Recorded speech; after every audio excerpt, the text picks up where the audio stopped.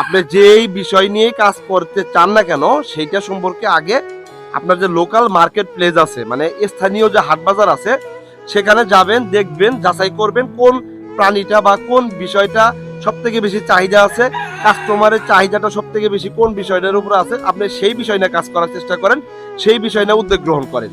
আপনার উদ্যোগের পয়েন্টটা থাকবে হলো 1 নম্বরে উদ্যোগ গ্রহণ করবেন আপনি, তবে আপনি কাঁচা শাকসবজি নিয়ে কাজ করতে পারেন, আলু, পটল, ঝিঙ্গা, লাউ, অল এভরিথিং এগুলো নিয়ে কাজ করতে পারেন।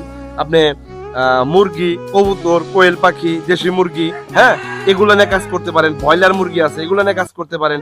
গোস্তর জন্য রেডি করতে পারেন, প্যারেন্টস স্টক করতে পারেন।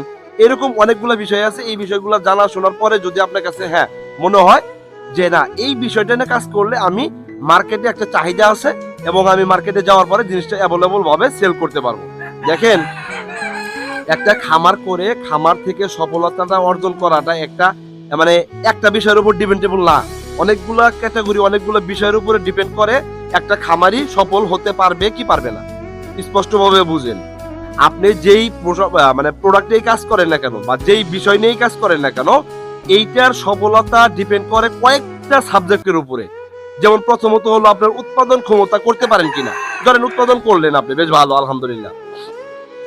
উৎপাদনকৃত প্রোডাক্টটি আপনি হাট বাজারে অ্যাভেলেবল সেল করতে পারেন কিনা, এটা হলো সবচেয়ে একটা চ্যালেঞ্জের বিষয়। একটা প্রান্তিক পর্যায়ের খামারির মানে একদম রুট লেভেলের একটা খামারির সবচেয়ে চ্যালেঞ্জের বিষয়টা হইতেছে লোকাল মার্কেটে উৎপাদনকৃত পণ্যটা বিক্রি করা। যদি সেই এটা বিক্রি করার মতো একটা মাধ্যম তৈরি করতে পারে, তাহলে অল্প দ্বারাই সে সফলতা অর্জন করতে পারবে। কথা ক্লিয়ার, বুঝতে পারছেন? এটা হলো ফার্স্ট এন্ড লাস্ট টপিক।